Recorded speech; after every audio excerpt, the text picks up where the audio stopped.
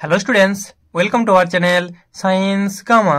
এখন তোমাদের ক্লাস 10-এর রায় ও মার্টিন প্রশ্নবিচিত্রার পেজ নাম্বার 162, 2025 সালের 162 নম্বর পেজ প্রশ্নবিচিত্রার যে 1 নম্বর স্কুলটা দেওয়া আছে ভৌত বিজ্ঞানের আলিপুরদুয়ার হাই স্কুল, এই পেজের তোমাদের সমস্ত কিন্তু প্রবলেমগুলো করানো হবে, অর্থাৎ সমস্ত শর্ট কোশ্চেন, সমস্ত কোশ্চেনেরই অ্যান্সার এই ভিডিওটিতে করানো হবে। তো তোমরা ধৈর্য সহকারে ভিডিওটি দেখতে থাকো। আর চ্যানেলটিতে নতুন হয়ে থাকলে অবশ্যই চ্যানেলটিকে সাবস্ক্রাইব করো, আর বন্ধুদের মধ্যে ভিডিওগুলিকে অবশ্যই শেয়ার করে দাও। তো দেখো একের দাগেরটা কি বলছে। একের দাগের 1, ওজোন স্তরের ক্ষয় ঘটায় কোনটা? না SO2, CO2, CXOIX আর হ্যালোজেন সমূহ। তো সমস্ত হ্যালোন সমূহই কিন্তু ওজোন স্তরের ক্ষয় ঘটায়। এরপর একের দাগের 2-এরটা, নির্দিষ্ট ঘরে কোনো গ্যাসের চাপ ও তাপমাত্রা দ্বিগুণ করলে আয়তন কত হবে? তাহলে দেখো চাপ আর তাপমাত্রা দুটোকেই দ্বিগুণ করছে, তাহলে আমরা ফর্মুলা কি জানি যে P1 V1 বাই T1 সমান P2 V2 বাই T2। তাহলে P1 V1 বাই T1 সমান, এটা প্রথম ক্ষেত্রে ছিল, দ্বিতীয় ক্ষেত্রে কত না P2 V2 বাই T2, তার জায়গায় লিখবো চাপ আর তাপমাত্রা দ্বিগুণ। তাহলে P2 জায়গায় লিখবো কত হয়েছে না 2P1 P2 আর তাপমাত্রা, তাহলে V2টা যেমন ছিল রয়ে গেল, P2 V2 বাই T1, তাপমাত্রা দ্বিগুণ হয়েছে, তার মানে এটা হয়ে যাবে 2T1। আশা করি বুঝতে পারছো, দ্বিগুণ হওয়ার জন্য মানে কি প্রাথমিকের দ্বিগুণ, সেই জন্য এভাবে বসানো হয়েছে। তাহলে দেখো 2 2 কেটে যাচ্ছে, P1 কেটে গেল, T1 কেটে গেল, তার মানে পাচ্ছি V2 সমান V1। তার মানে অ্যান্সারটা কি হবে? পূর্বের আয়তনের সমান হবে, অ্যান্সার হবে D-এরটা। ঠিক আছে, তো চলো নেক্সট একের দাগের 3 কি বলছে দেখো।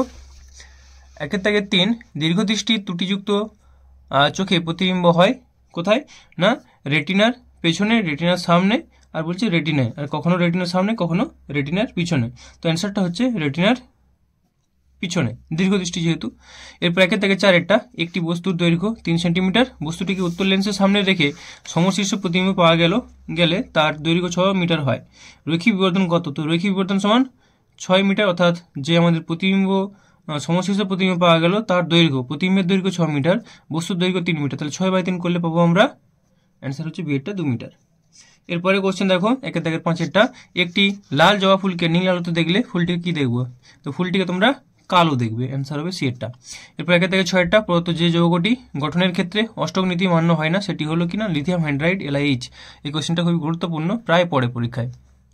তো চলো নেক্সট কোশ্চেন কি আছে একের দাগের 7-এরটা, ABCD 4টি মৌলের পারমাণবিক সংখ্যা যথাক্রমে 4, 5, 6 ও 7। এদের মধ্যে যে মৌলটির পারমাণবিক ব্যাসার্ধ সবচেয়ে বেশি সেটি হলো কোন মৌলটি? তো দেখে নাও, প্রথমে আছে কিনা 4কে যদি আমরা সাজাই তাহলে কি হবে না, এটা 2,2 ইলেকট্রন বিন্যাস সাজাও। তারপর কত আছে না 5কে যদি সাজাই আমরা কত পাবো না 2,3। তারপরে কত আছে 6কে সাজালে কত পাবো আমরা 2,4। তারপর আছে 7কে সাজালে কত পাবো আমরা 2,5। ঠিক আছে, উপরে নিচে লিখছি না, এক সোজা লিখতে জায়গাটা পাওয়া যাবে না, স্পেসটা। তাহলে 4 কত আছে 2,2 এখানে, তার মানে কি দেখতে পাচ্ছি আমরা A বাম দিকে আছে, তার থেকে ডান দিকে আছে 3, লাস্ট কক্ষপথটা দেখবো। তাহলে A তার থেকে ডান দিকে আছে 4, মানে 14 নম্বর শ্রেণী, A আছে 15 নম্বর শ্রেণী, 7টা। এবার বলছে আমাদের এদের মধ্যে মৌলটি পারমাণবিক ব্যাসার্ধ সবচেয়ে কার বেশি? যে সবচেয়ে বাম দিকে আছে তার পারমাণবিক ব্যাসার্ধ সবচেয়ে বেশি। এ হচ্ছে দেখো 2 নম্বর শ্রেণীতে আছে, তাহলে পারমাণবিক ব্যাসার্ধ 4-এর বেশি হবে। তো 4 মানে কি A-এরটা, তাহলে সঠিক অ্যান্সার হয়ে যাবে এর দাগেরটা A। এরপর চলো গ্রুপ বি কি বলেছে? কৃত্রিম উপগ্রহ স্থাপনের জন্য বায়ুমণ্ডলের কোন স্তরটি উপযোগী? তো এটা হবে এক্সোস্ফিয়ার।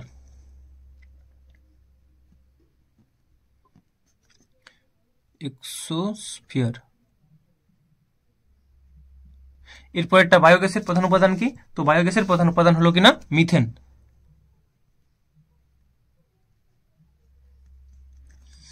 এরপর কোন প্রাকৃতিক কয়লার তাপন মূল্য সর্বাধিক? এটা হবে অ্যান্থ্রাসাইট।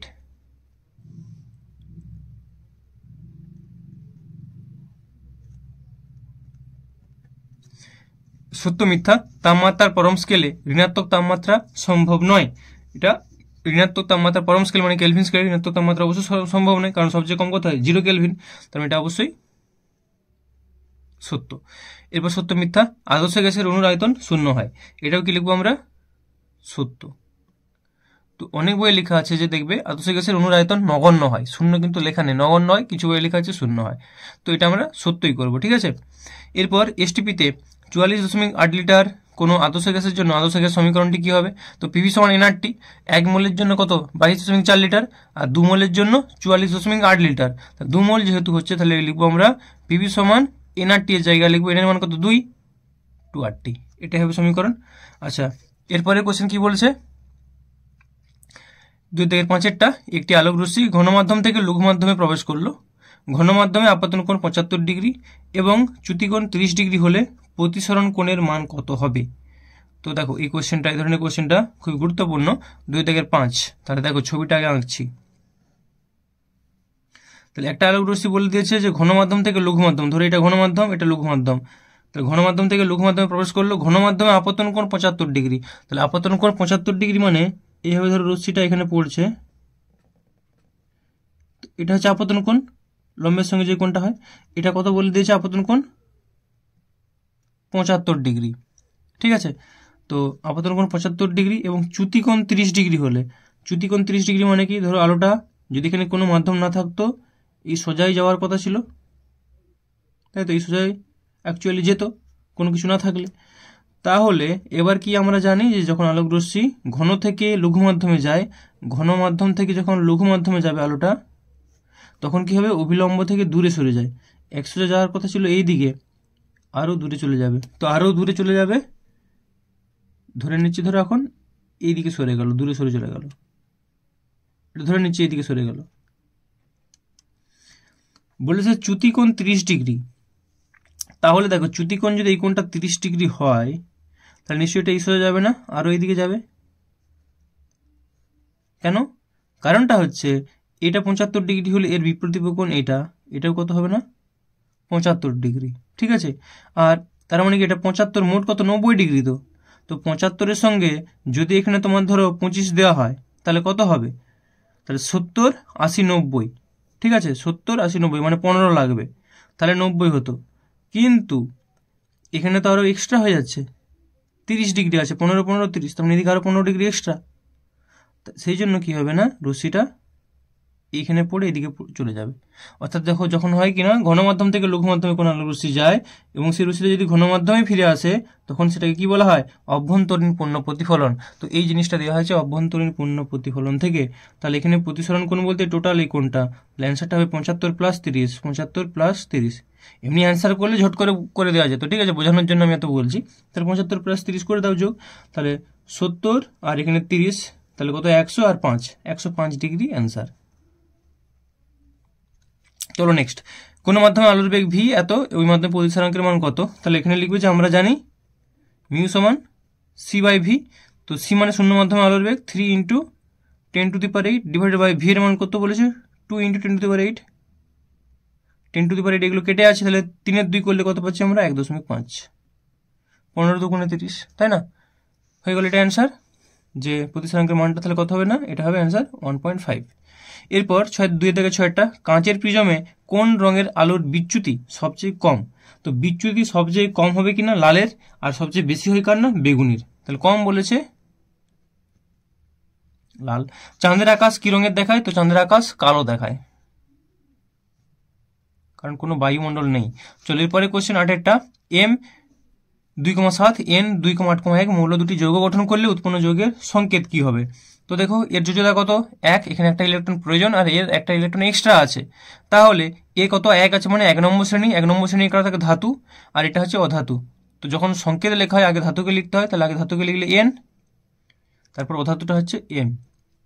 উভয়েরই যেহেতু যোজ্যতা সমান অর্থাৎ 1 করে, তাহলে NM।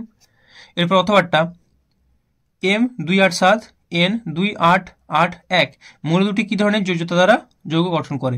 লাস্ট কক্ষপথে কটা ইলেকট্রন, 7, মানে 7টা ইলেকট্রন আছে মানে আর একটা ইলেকট্রন প্রয়োজন, আর এর কত আছে, 1, মানে এই একটা ইলেকট্রন বর্জন করবে, দিয়ে তার আগে 8টা করবে। তাহলে এটা কি ধাতু, 1 নম্বর শ্রেণীতে আছে, এ আছে 17 নম্বর শ্রেণীতে, যেহেতু 7 মানে 17 নম্বর শ্রেণী, এটা আছে 1 নম্বর শ্রেণী, তাহলে এটা ধাতু, এটা অধাতু। তো মৌল দুটি কি ধরনের যোজ্যতা যৌগ মানে যৌগ তৈরি করবে? তো ধাতু অধাতু মিলে কি হয়, আয়নীয় যৌগ বা তড়িৎযোজী যৌগ। ঠিক আছে, এবার বলছে কোন ধরনের যোজ্যতা দ্বারা, তাহলে বলবো তড়িৎ যোজ্যতা দ্বারা, তড়িৎ যোজ্যতা দ্বারা যৌগ গঠন করবে। 2, 10, 12, 18 পারমাণবিক সংখ্যা বিশিষ্ট মৌলসমূহের মধ্যে কোনটি অপর তিনটি থেকে ভিন্ন রাসায়নিক ধর্ম প্রদর্শন করে? তো এটা দেখো ভেঙে ভেঙে দেখাতে হবে। তাহলে প্রথমে দেখো 2 এর জন্য তো প্রথম কক্ষপথে কটা হবে, 2টা ইলেকট্রন থাকবে, তাই না? তাহলে 2 এর জন্য এটা হলো। তারপর কত আছে না 10 এর জন্য আমরা কি লিখতে পারি, 2,8। তারপর আছে 12 এর জন্য আমরা কি লিখতে পারি না, 2,8 8,2। তারপরে আছে 18, 18কে আমরা লিখতে পারি 2,8,8, তাই তো 2 8 10 8 18। এইবার বলেছে এখানে মৌলসমূহের মধ্যে কোনটি অপর তিনটি থেকে ভিন্ন রাসায়নিক ধর্ম প্রদর্শন করে। এ আছে 2 পারমাণবিক ক্রমাঙ্ক কার হয়? হিলিয়ামের। তার মানে এটা একটা নিষ্ক্রিয় মৌল। তারপরে কত আছে? 10 মানে 2,8, 8 আছে মানে 18 নম্বর শ্রেণী, তার মানে এও একটা নিষ্ক্রিয় মৌল। 12 আছে মানে 2,8,2, এ হচ্ছে 2 নম্বর শ্রেণী মানে ক্ষারীয় মৃত্তিকা ধাতু। 18 2,8,8, এও কিন্তু একটা নিষ্ক্রিয় মৌল। তাহলে ব্যতিক্রম কোনটা হচ্ছে? 12। তো অ্যান্সারটা হয়ে যাবে যে সংখ্যা বিশিষ্ট মৌলসমূহের মধ্যে কোনটি অপর তিনটি থেকে ভিন্ন রাসায়নিক ধর্ম প্রদর্শন করে, তাহলে যেটা 12 পারমাণবিক ক্রমাঙ্ক সংখ্যা বিশিষ্ট মৌলটা। ঠিক আছে, তো 12টা হচ্ছে অ্যান্সার। আশা করি বুঝতে পারলে। চলো এরপর গ্রুপ সি। 3 থেকে 1 কি বলছে? ওজোন স্তর ধ্বংসে NO ও NO2 এর ভূমিকা আলোচনা করো। তাহলে অ্যান্সারটা দেখো, এটা লিখবে যে নাইট্রোজেনের অক্সাইড সমূহ NO এবং NO2 N2O, এখানে যদি N2Oটা জানতে চায় না, নাইট্রাস অক্সাইডটা জানতে চায়নি, ওজোন স্তরের ব্যাপক ক্ষতি করে। স্ট্র্যাটোস্ফিয়ারের বায়ুর ঘনত্ব কম থাকায় জেট বিমানগুলি এই বায়ুস্তরের মধ্য দিয়ে অপেক্ষাকৃত কম বাধাপ্রাপ্ত হয়ে যাতায়াত করে। এদের বর্জ্য গ্যাসের সাথে প্রচুর নাইট্রিক অক্সাইড NO নিক্ষিপ্ত হয়, যা ওজোনকে বিভাজিত করে। NO+O3 থেকে NO2+O2, NO2+O ব্র্যাকেটে ইউভি রশ্মির প্রভাবে O3 এর বিয়োজনে উৎপন্ন, মানে এই ওটা আসছে ইউভি রশ্মির ফলে যে O3টা ভেঙে গিয়ে এই ওটা পাওয়া যায়, সেখান থেকে পাবো আমরা NO+O2। এই দুটো বিক্রিয়া, এই দুটো সম্বন্ধে জানতে চেয়েছিল, একটা NO আর একটা NO2। ঠিক আছে, তো এটা লিখে দিলে অ্যান্সার কমপ্লিট। চলো নেক্সট কোশ্চেন কি আছে? কেলভিন স্কেলে পরম শূন্য তাপমাত্রার মান কত? তো কেলভিন স্কেলে পরম শূন্য তাপমাত্রার মান হচ্ছে 0 কেলভিন। অ্যান্সারটা কত হবে না? 0 কেলভিন। তারপর এটা কি বলেছে? টি ডিগ্রি সেন্টিগ্রেডকে কেলভিন স্কেলে প্রকাশ করলে কত হবে? তাহলে কি হবে না? T+273 কেলভিন যদি আমরা কেলভিন স্কেলে প্রকাশ করি। ঠিক আছে, চলো নেক্সট কোয়েশ্চেন। অথবাটা আদর্শ গ্যাস ও বাস্তব গ্যাস এর মূল পার্থক্য কি? কখন বাস্তব গ্যাসগুলি আদর্শ গ্যাসের মতো আচরণ করে? তাহলে আগে পার্থক্যটা দেখে নাও। দেখো সম্পূর্ণ পার্থক্য দেখাচ্ছি। এবার যদি বলে মূল পার্থক্য, তাহলে লিখবে যে বাস্তব গ্যাস Pv = nRT গ্যাস সমীকরণ মেনে চলে না, আর আদর্শ গ্যাস সমস্ত অবস্থাতেই অর্থাৎ সকল উষ্ণতা ও চাপে Pv = nRT মেনে চলে। মূল পার্থক্য লিখলে এটাই লিখলেই চলবে। আর বাকি সব পয়েন্টগুলো একটু দেখে নাও। এরপরে কি ছিল কোশ্চেন? এরপরে ছিল যে কখন বাস্তব গ্যাসগুলি আদর্শ গ্যাসের মতো আচরণ করে? তাহলে সেটা বলবে যে উচ্চ উষ্ণতা এবং নিম্ন চাপে। উচ্চ উষ্ণতা আর নিম্ন চাপ।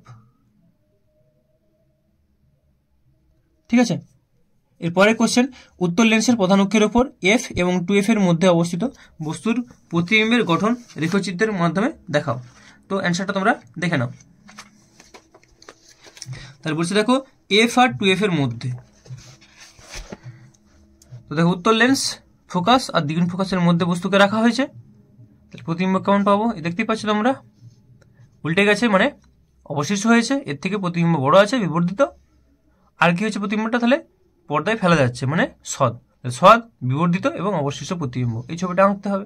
চলো নেক্সট কোশ্চেন কি বলছে? অবতল দর্পণ এবং উপাক্ষীয় রশ্মির ক্ষেত্রে ফোকাস দূরত্ব ও বক্রতা ব্যাসার্ধের মধ্যে সম্পর্কটি নির্ণয় করো।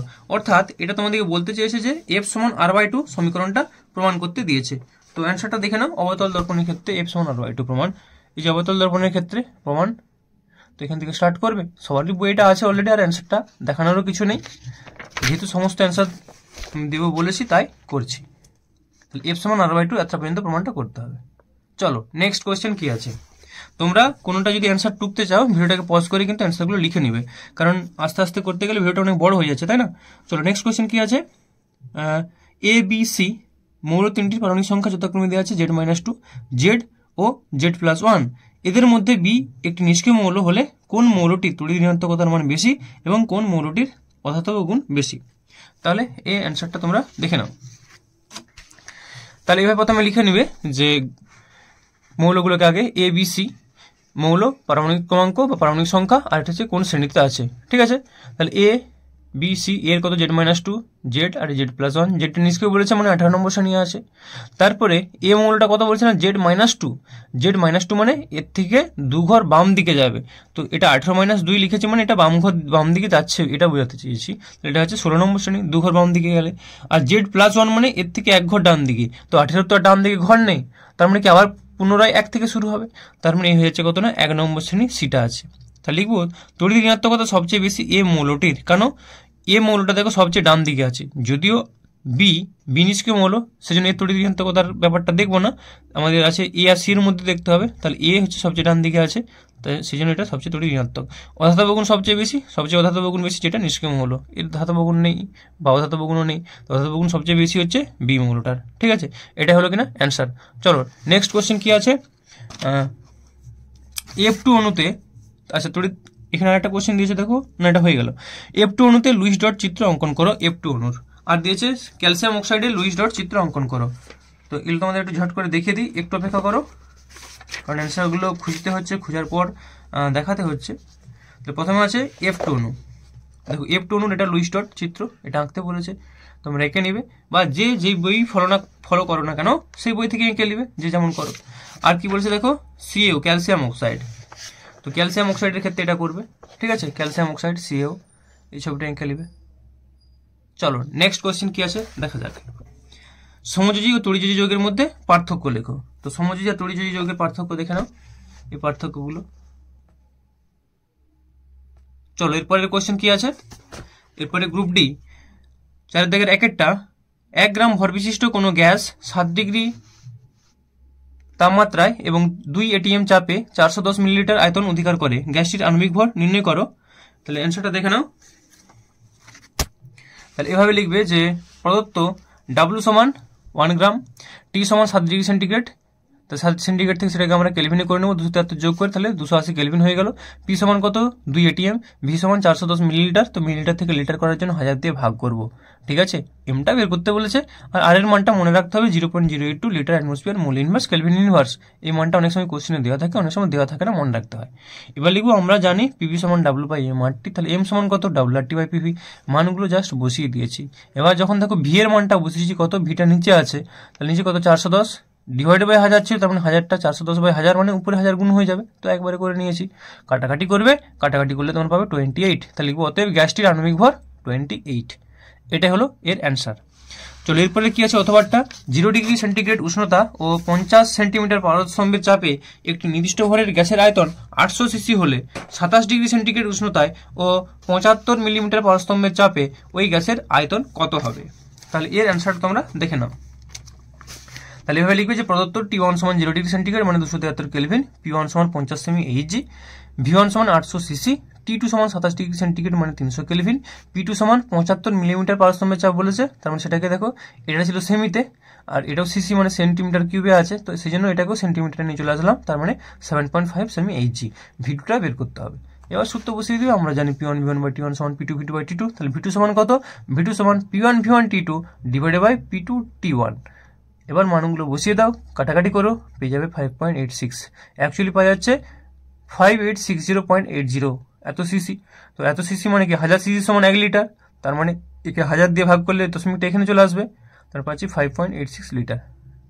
তাহলে ওই গ্যাসের নির্ণয় আয়তন হলো 5.86 লিটার। এটাই হলো কিনা অ্যান্সার। চলো এরপরে নেক্সট কোশ্চেন কি আছে, প্রিজমের প্রতিসরণের ক্ষেত্রে আপতিত ও নির্গত রশ্মির মধ্যে চ্যুতিকোণের রাশিমালা নির্ণয় করো। তো প্রিজমের প্রতিসরণ অর্থাৎ সেই ডেল্টা সমান যে প্রমাণটা আছে সেই প্রমাণটা করতে বলেছে।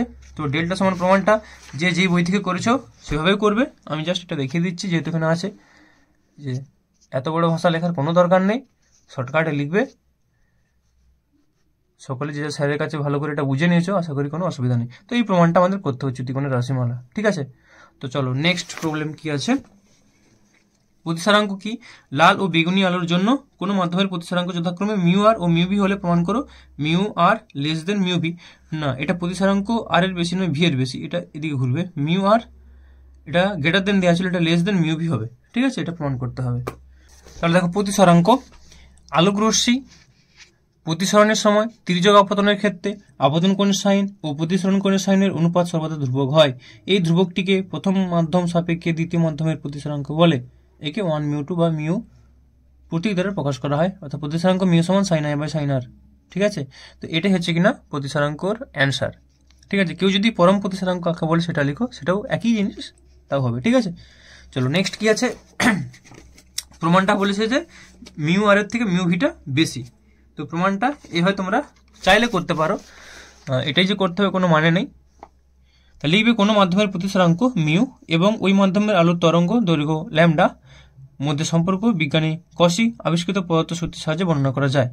বা এত ভাষা না লিখে যে কসির সূত্রটি হলো মিউ সমান a plus B by lambda square, যেখানে মিউ সমান ওই মাধ্যমের প্রতিসরাঙ্ক, এ বি হলো ওই মাধ্যমের ক্ষেত্রে নির্দিষ্ট ধ্রুবক, আর ল্যামডা হলো কিনা ওই মাধ্যমের আলোর তরঙ্গ দৈর্ঘ্য।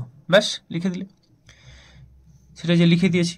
এবার লিখবো এখন বেগুনি বর্ণের আলোর তরঙ্গ দৈর্ঘ্য ল্যামডা ভি, লাল বর্ণের আলোর তরঙ্গ দৈর্ঘ্য ল্যামডা আর এবং বেগুনি বর্ণের আলোর প্রতিসরাঙ্ক মিউ ভি ও লাল বর্ণের আলোর প্রতিসরাঙ্ক মিউ আর হলে 1 নম্বর সমীকরণের সাহায্যে বলতে পারি তরঙ্গ দৈর্ঘ্য ল্যামডা বেশি হলে প্রতিসরাঙ্ক মিউ কম হবে, যেহেতু ল্যামডা আর গ্রেটার দেন ল্যামডা ভি ওতে মিউ আর লেস দেন মিউ ভি। এটাই প্রমাণ, আর কিছুই নয়। এখানে দেখতে পাচ্ছি কি মিউ সমান a plus B by lambda square. হ্যাঁ, এ স্কোয়ারের সঙ্গে ব্যস্ত অনুপাতিক আছে মিউটা তরঙ্গ দৈর্ঘ্যের, তার মানে যার তরঙ্গ দৈর্ঘ্য বেশি হবে তার প্রতিসরাঙ্ক কম হবে। তো এই সমীকরণ থেকে তো এটাই বোঝা যাচ্ছে। এবার আমরা তো জানি লালের তরঙ্গ দৈর্ঘ্য বেশি, তো সেই জন্য এইভাবে লেখা হয়েছে। ব্যাস এইটুকুই লিখলেই হবে 2 নম্বর, আর কোনো কিছু করতে হবে না। চলো নেক্সট কি আছে। নেক্সট কি বলছে, আলোর বিচ্ছুরণ কি, শূন্যস্থানে আলোর বিচ্ছুরণ সম্ভব কিনা ব্যাখ্যা করো। তো দেখে নাও অ্যান্সারটা। তাহলে আলোর বিচ্ছুরণ প্রিজম বা প্রিজমের মতো, এখানে লিখব প্রিজম বা প্রিজম সদৃশ্য কোনো স্বচ্ছ প্রতিসারক মাধ্যমের মধ্য দিয়ে প্রতিসরণের ফলে সাদা বা যৌগিক আলোক রশ্মি বিশ্লিষ্ট হয়ে বিভিন্ন মৌলিক বর্ণের আলোতে বিভক্ত হওয়ার ঘটনাকে আলোর বিচ্ছুরণ বলে। ঠিক আছে, আর কি কোশ্চেন আছে দেখো, শূন্যস্থানে আলোর বিচ্ছুরণ সম্ভব কিনা ব্যাখ্যা করো। তো শূন্যস্থানে আলোর বিচ্ছুরণ সম্ভব নয়, কারণটা কি দেখে নাও। শূন্য মাধ্যমে বিভিন্ন বর্ণের আলোর সমান বেগে চলে, ধরো লাল নীল সবুজ হলুদ যাই আলো হোক না কেন, শূন্য মাধ্যমে সব আলোর সমান বেগে চলে, তাই শূন্য মাধ্যমে আলোর বিচ্ছুরণ হয় না। আশা করি বুঝতে পেরেছো। 2 নম্বর থাকলেও এটাই হচ্ছে অ্যান্সার, কারণ হচ্ছে এটাই, শূন্য মাধ্যমে সব আলো সমান বেগে চলে, সেই জন্য বিচ্ছুরণ হয় না। চলো এরপরের কোশ্চেন কি আছে, সন্ধিগত মৌল ও ইউরেনিয়ামোত্তর মৌল কাকে বলে, প্রতিটির একটি করে নাম লেখো। তো অ্যান্সারটা দেখে নাও। তাহলে দেখো, সন্ধিগত মৌল দীর্ঘ পর্যায় সারণীর 3 থেকে 12 নম্বর পর্যন্ত গ্রুপগুলিতে স্থানপ্রাপ্ত মৌলসমূহকে সন্ধিগত মৌল বলে। ক নম্বর দিয়েছে, আচ্ছা কাকে বলে আর উদাহরণ দিতে বলেছে। এবার উদাহরণ মানে যে কোনো একটা উদাহরণ দিবে। সন্ধিগত মৌলের অনেকগুলো উদাহরণ আছে, যেমন কপার, সিলভার ইত্যাদি হলো সন্ধিগত মৌল। আরও যদি কেউ ভালো করে লিখছে আরও ডিটেলসে লিখবে, নাম্বার অনুযায়ী লিখবে। হ্যাঁ, একটা উদাহরণ আর কাকে বলে 1 নম্বরের জন্য ঠিকই আছে, 1.5 নম্বরের জন্য। এরপর ইউরেনিয়ামোত্তর মৌল, ইউরেনিয়ামের পরবর্তী মৌলগুলিকে প্রকৃতিতে পাওয়া যায় না, বিজ্ঞানীরা এইসব মৌলগুলিকে কৃত্রিমভাবে প্রস্তুত করেন, এদের ইউরেনিয়ামোত্তর মৌল বলে। এবার তাহলে একটা উদাহরণ যেমন নেপচুনিয়াম, এনপি, প্লুটোনিয়াম, পিইউ ইত্যাদি। ঠিক আছে, উদাহরণ লিখে দিলে।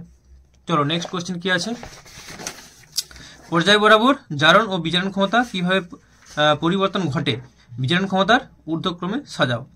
তাহলে অ্যান্সারটা দেখে নাও, জারণ আর বিজারণ ক্ষমতা কিভাবে পর্যায় বরাবর পরিবর্তিত হয়।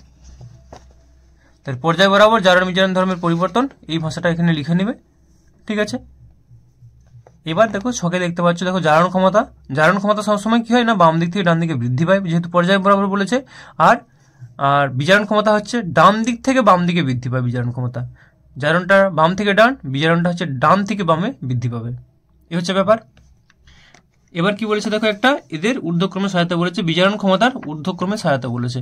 কি কি আছে দেখো, নাইট্রোজেন, অক্সিজেন, কার্বন, বোরন।